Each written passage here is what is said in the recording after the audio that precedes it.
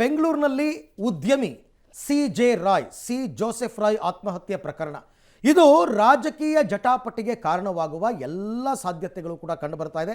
Already ಶುರುವಾಗಿದೆ. ವಿಧಾನಸಭೆಯಲ್ಲೂ ಕೂಡ ಸದ್ದು ಮಾಡುತ್ತಾ ರಾಯ್ ಪ್ರಕರಣ ಅಂದರೆ ಬಹುತೇಕ ಹೌದು ಅಂತ.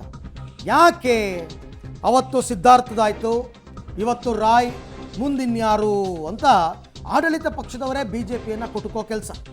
IT ಅಧಿಕಾರಿಗಳ ಕಿರುಕುಳ ಅಂತ ಕಾಂಗ್ರೆಸ್ ಈಗಾಗಲೇ ಆರೋಪ ಮಾಡಿದೆ. ಪ್ರಿಯಾಂಕ್ ಖರ್ಗೆ ಅವರು ಮಾತನಾಡಿದ್ದಾರೆ, ಶಾಸಕರೆಲ್ಲ ಮಾತಾಡಿದ್ದಾರೆ. ಕೇಂದ್ರದ ಚಿತಾವಣೆ ಆರೋಪವನ್ನೂ ಕಾಂಗ್ರೆಸ್ ಮಾಡಿದೆ. ಸದನದಲ್ಲಿ ವಿಚಾರ ಪ್ರಸ್ತಾಪಿಸಿ ಬಿಜೆಪಿಗೆ ಕುಟುಕುವಂತಹ ಕೈತಂತ್ರ ಅದು. ಉದ್ಯಮಿಗಳು, ವಿಪಕ್ಷ ನಾಯಕರು ಇವ್ರನ್ನೇ ಟಾರ್ಗೆಟ್ ಮಾಡ್ತಿರೋದು ಯಾಕೆ ಅಂತ ಪ್ರಶ್ನೆ.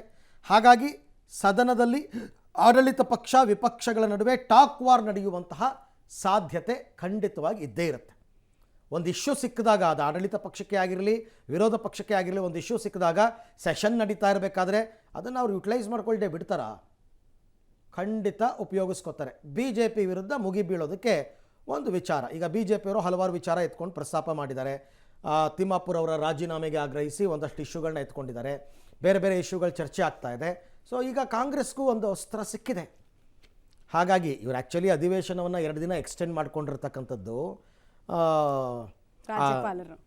ರಾಜ್ಯಪಾಲರದ್ದು ವಿಚಾರ ಮತ್ತು ಜಿ ವಿಚಾರ ಇದೆಲ್ಲವೂ ಕೂಡ. ಬಟ್ ನೋಡೋಣ, ಈ ಬಗ್ಗೆ ಮತ್ತಷ್ಟು ಮಾಹಿತಿ ನನ್ನ ಕೊಲೀಗ್ ಸುಕೇಶ್ ಅವರಿಂದ ಪಡ್ಕೊಳ್ಳೋಣ. ಸುಕೇಶ್, ವಿಶೇಷ ಅಧಿವೇಶನವನ್ನು ಕರೆದಿದ್ದೇ ಉದ್ದೇಶ ಬೇರೆ ಇತ್ತು, ಬಟ್ ಅಲ್ಲಿ ಚರ್ಚೆಗಳಾಗ್ತಾ ಇರ್ತಕ್ಕಂಥದ್ದೇ ಬೇರೆ ಉದ್ದೇಶ. ಈ ನಡುವೆ CJ ರಾಯ್ ಆತ್ಮಹತ್ಯೆ, ಸಹಜವಾಗಿ ಆಡಳಿತ ಪಕ್ಷಕ್ಕೆ ಇನ್ನೊಂದು ಅಸ್ತ್ರ ಸಿಕ್ಕಿದೆ. ಐ ಥಿಂಕ್ ಇವತ್ತು ಎಕ್ಸ್ಪೆಕ್ಟ್ ಮಾಡ್ಬೋದಾ ಈ ಜಟಾಪಟಿಯನ್ನು ಅಂತ?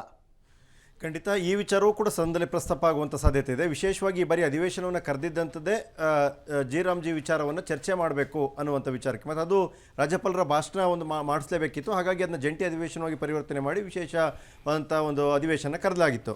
ಆದರೆ ಕಳೆದ ಗುರುವಾರ, ಶುಕ್ರವಾರ, ಶನಿವಾರಕ್ಕೆ ಅದನ್ನು ಚರ್ಚೆ ಮಾಡಿ ಮುಗಿಸ್ಬೇಕು ಅಂದ್ಕೊಂಡಿದ್ರು. ಬೇರೆ ಬೇರೆ ಕಾರಣಗಳಿಂದಾಗಿ ರಾಜ್ಯಪಾಲರ ವಿಚಾರದ ಜಟಾಪಟಿಯ ಕಾರಣಕ್ಕಾಗಿ ಅದು ಆಗಲಿಲ್ಲ. ಸೋಮವಾರ, ಮಂಗಳವಾರ, ಬುಧವಾರ ಈ 3 ದಿನವನ್ನು ಜಿಗಾಗಿ ಚರ್ಚೆಗಾಗಿ ವಿಶೇಷವಾಗಿ ಮೀಸಲಿಟ್ಕೊಂಡಿದ್ದಾರೆ. ಮತ್ತು ಮುಖ್ಯಮಂತ್ರಿಗಳ ಒಂದು ರಿಪ್ಲೈ ಕೂಡ ಇದೆ ಅದನ್ನು ಸೇರಿದಂತೆ.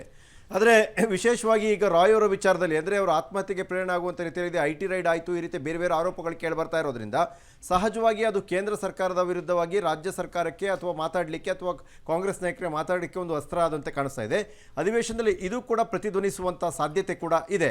ಯಾಕಂದರೆ ಜಿ ವಿಚಾರದಲ್ಲೂ ಕೂಡ ಕೇಂದ್ರದ ವಿರುದ್ಧವೇ ಧ್ವನಿಯಾಗಿರೋದ್ರಿಂದ ಅದರ ಜೊತೆಗೆ ಇದು ಒಂದು ವಿಚಾರವನ್ನು ಸೇರಿಸ್ಕೊಂಡು ಯಾವ ರೀತಿಯೆಲ್ಲ ನಡೀತಾ ಇದೆ ಅನ್ನುವಂಥ ವಿಚಾರವೂ ಕೂಡ ಆಡಳಿತ ಪಕ್ಷ ಮತ್ತು ವಿಪಕ್ಷಗಳ ನಡುವಿನ ಟಾಕ್ ಫೈಟ್ಗೆ ವೇದಿಕೆ ಆಗುವಂಥ ಸಾಧ್ಯತೆ ಕೂಡ ಕಾಣಿಸ್ತಾ ಇದೆ.